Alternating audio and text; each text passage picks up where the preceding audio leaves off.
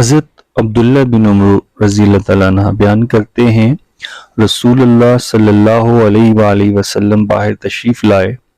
تو آپ صلی اللہ علیہ وآلہ وسلم کے ہاتھ میں 2 کتابیں تھیں۔ آپ نے فرمایا، کیا تم جانتے ہو کہ یہ 2 کتابیں کیا ہیں؟ ہم نے عرض کیا، یا رسول اللہ صلی اللہ علیہ وآلہ وسلم، جب تک آپ نہ بتائیں ہم نہیں جانتے۔ تو آپ صلی اللہ علیہ وآلہ وسلم نے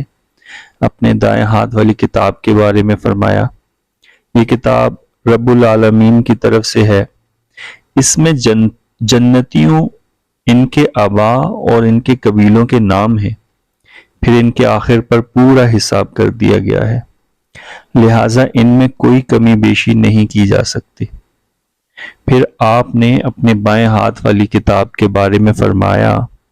یہ کتاب رب العالمین کی طرف سے ہے، اس میں جہنمیوں، ان کے آباء اور ان کے قبیلوں کے نام ہیں، پھر ان کے آخر پر پورا حساب کر دیا گیا ہے،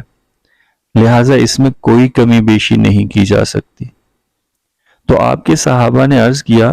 اللہ کے رسول صلی اللہ علیہ وآلہ وسلم، جب فیصلہ ہو چکا ہے تو پھر عمل کس لیے کرنا ہے؟ آپ نے فرمایا، میانہ روی سے درست اعمال کرتے رہو، کیونکہ جنتی شخص سے آخری عمل جنتیوں والا کرایا جائے گا،